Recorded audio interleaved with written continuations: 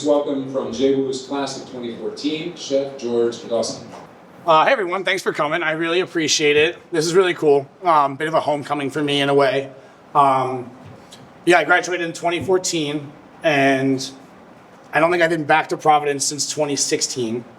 I came up to see, some friends or whatever. Love my time here. I actually have a tattoo on my back. I'll show you after a few drinks later if you want, but I have a tattoo on my back of the Johnston Wills logo. We can talk about it later, but I do love the college. I genuinely do. A lot of my positive and thoughts about the college or the university is I went through the wrestling program here under Lonnie, and I got to see him this morning, which is great. And it's a special thing, and like all my friends, my groomsmen at my wedding and all that kind of stuff were wrestlers with me, people on the team. It was really cool. So it's just really cool to come back, got to see everything, and the campus has changed a lot in 10 years, which is cool. The Providence has changed quite a lot in 10 years. Pretty cool thing. And anyway, so I'm 8 weeks into a restaurant opening, and it's a pretty cool, intense moment. Like, I am very good about answering emails and phone calls normally. I am awful at it recently. Like, I'm just like, I don't have time for this. But yeah, opening a restaurant's got a lot going on. And so Chef Jack operates a kitchen and bar in Philly on 18th and Walnut, which is right on Rittenhouse Square, if you're ever there. That's the original. I've been there for 15 years, I think now, right?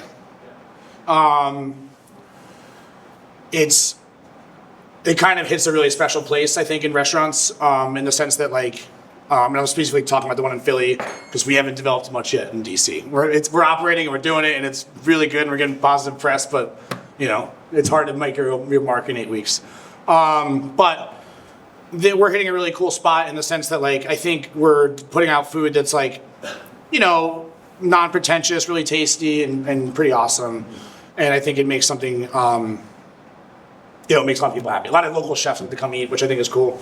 So anyway, a lot of the food you have tonight will be kind of pulled more from this kind of style of menu versus my time at Fork, which was a little more of kind of my own stuff and stuff I was kind of going crazy with to a degree in a good way. This is kind of more locked into what we were doing here in DC. And also, I wanted to thank my parents for coming. Thank you guys. And I'm going to thank Luke and Terry for coming. I appreciate you guys supporting. Really cool. And everybody else for having me up here. This is really cool. I appreciate it. So for our first beef tartare, very kind of Basque region of Spain kind of inspired. The tie for this beef, I almost forgot. We got in trouble. This beef was raised by a fellow alumni, a classmate who wrestled with me on the team.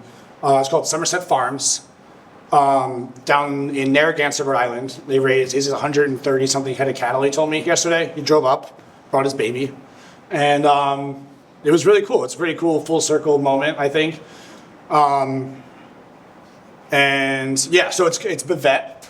So bavette is kind of similar sort of to flank in a way, where it's a little bit larger muscle grain, so it's a little bit more texture, and has a little bit of fat in it. But yeah, beef tartare and potato chips. It's gonna be great. So little beef, some mint shallot, chive, kind of died on me. Chilies.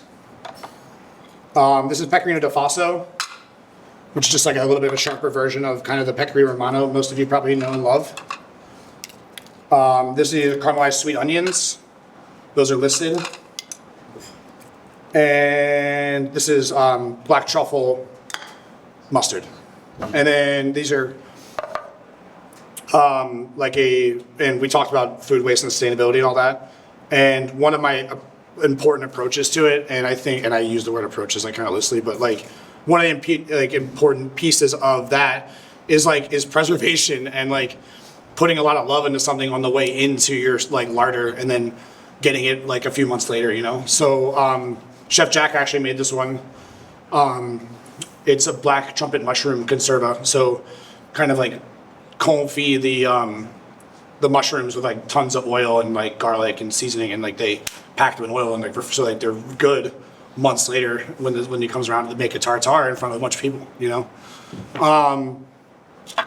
So the potato chips we just dusted with a little rosemary dust, a little salt, and fried them. Made them taste good, you know. We have so I don't know, one of my old chefs is actually Patterson. You guys know who that is now, so I can talk about that. So Patterson, good guy. He was like so crazy about tartare. And it was just kind of funny that he would always make you whip it in such a way. And every time I do it, I always think of like those days, like just getting murdered and like having to like whip like one order at a time. It always had to be one order at a time. It was like this whole thing. But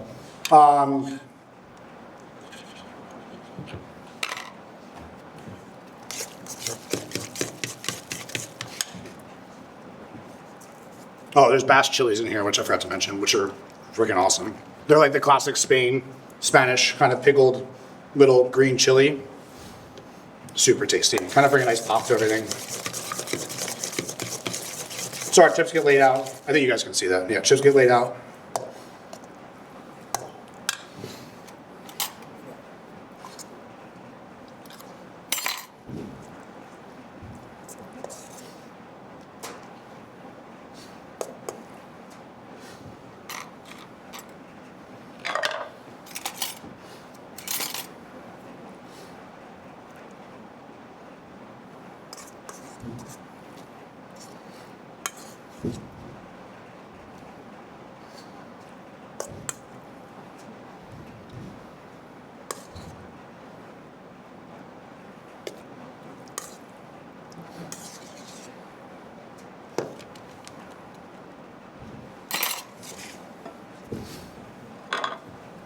Finish a little pecorino de faso. You guys want some of this on the side? I got plenty.